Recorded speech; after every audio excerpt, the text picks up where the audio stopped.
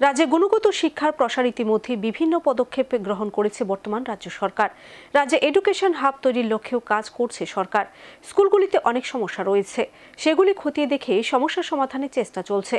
আগরতলা প্রাচ্য ভারতী উচ্চতর মাধ্যমিক বিদ্যালয়ের হীরক জয়ন্তী উৎসব উপলক্ষে আয়োজিত স্বেচ্ছা রক্তদান শিবিরে উদ্বোধকের ভাষণে বক্তব্য রাখতে গিয়ে এমনটাই বললেন রাজ্যের মুখ্যমন্ত্রী ডক্টর মানিক সাহা। রাজধানী আগরতলার অন্যতম একটি শিক্ষা প্রতিষ্ঠান হল ধলেশ্বর প্রাচ্য ভারতী উচ্চতর মাধ্যমিক বিদ্যালয়। এবছর এই শিক্ষা প্রতিষ্ঠানে হীরক জয়ন্তী, তাই হীরক জয়ন্তী উৎসব উপলক্ষে স্কুল কর্তৃপক্ষ আয়োজন করা হয় নানা কর্মসূচি।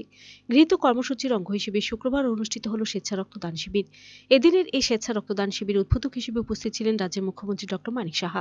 এছাড়াও অন্যান্য অতিথিদের মধ্যে উপস্থিত ছিলেন বিশিষ্ট সমাজসেবী রাজীব ভট্টাচার্য, স্থানীয় কর্পোরেটর মণিমুক্তা ভট্টাচার্য মজুমদার প্রমুখ।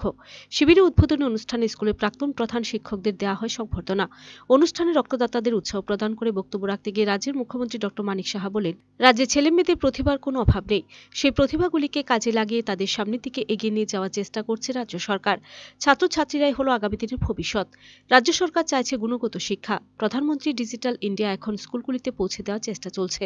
শিক্ষা নিয়ে গত 3 দশক অনেক কথাই শোনা গেলেও কাজের কাজ কিছুই হয়নি, কিন্তু প্রধানমন্ত্রী নরেন্দ্র মোদীর প্রচেষ্টায় দেশে এখন চালিত হয়েছে নতুন জাতীয় শিক্ষানীতি। তিনি আরও বলেন, রাজ্যের স্কুলগুলিতে অনেক সমস্যা রয়েছে, সেই সমস্যাগুলি কিভাবে কাটিয়ে তোলা যায় তার চেষ্টা করছে সরকার। ইতিমধ্যেই রাজ্যে বর্তমান সরকার ছাত্রছাত্রীদের স্বার্থে বেশ কিছু প্রকল্প চালু করেছে।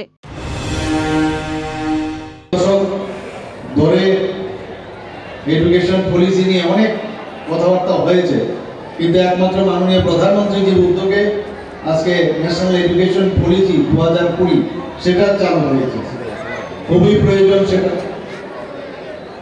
এক্সিট এবং এন্ট্রি দুটোর ব্যবস্থা রাখা হয়েছে। আগে বুঝতে পারতো না কিভাবে কোন দিকে গেলে পড়াশোনাটা করলে ভালো হবে, সেই বিষয়ে বিভিন্ন শিক্ষানবিশ তাদের সাথে কথাবার্তা বলে তারপরে এই ন্যাশনাল এডুকেশন পলিসি লাগু হয়েছে।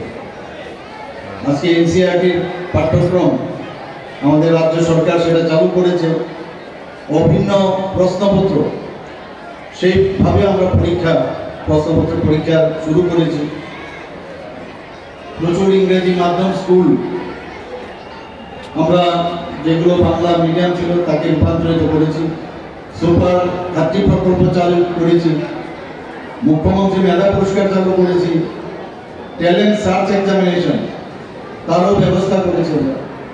আপনারা সবাই জানেন যে বন্দে ত্রিপুরা টিভি চ্যানেল চালু আছে, বৃত্তিমূলক শিক্ষা চালু আছে, বিদ্যাজ্যোতি প্রকল্প চালু আছে, এবং যারা নবম শ্রেণীর ছাত্রীরা আছেন তাদেরকে বাইসাইকেল, প্রায় 1 লক্ষর মতো বাইসাইকেল আমরা বিতরণ করেছি।